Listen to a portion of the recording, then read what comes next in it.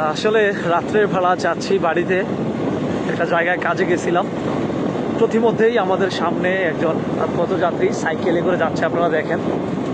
তো আমি যখন ওনার পিছনে আসি দেখি উনি সাইকেলটা খুব স্পিডে চালাচ্ছে।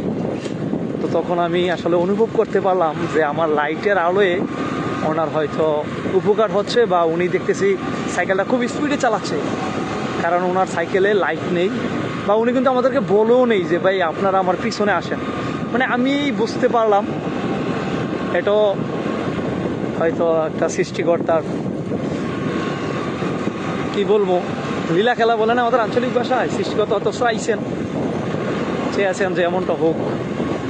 তো আমি বুঝতে পারলাম যে আসলে দেখলাম যে উনি খুব স্পিডেই হ্যান্ডেল চাপতেছে, হ্যাঁ পেডেল চাপতেছে। তো আমি ধীরে ধীরে যাচ্ছি আর কি ওনার পেছনে। আমি কিন্তু এই মুহূর্তে ওনাকে ওভারটেক করে আরও অনেকটা জায়গা চলে যেতে পারতাম। আমি আসলে ভিডিওতে যখন আসছি তার আরও আগ থেকেই কিন্তু উনি আমাদের সামনে পড়ে। তো ভাবলাম আসলে এই ভিডিওটা করি। তো অনেকে হয়তো কমেন্ট করবেন যে আপনি উপকার করছেন, আবার একটা ভিডিও করা লাগে নাকি। আসলে না, আমি এই ভিডিওটা করতেছি এই জন্য যে আমার ভিডিও দেখে আরও অনেকে হয়তো উদ্বুদ্ধ হবে, হয়তো সামাজিক মানবিক কাজে নিয়োজিত হবে, নিজেদেরকে মানবিক কাজে সামাজিক কাজে হয়তো নিয়োজিত করবে। আমরা দেখি না মাঝে মধ্যে হাইওয়ে রোডে অনেক সময় অনেকে দেখি যে ভ্যান বা রিক্সাকে, মোটরসাইকেল থেকে, বিভিন্ন গাড়ি থেকে পায়ের শক্তি দ্বারা হেল্প করে।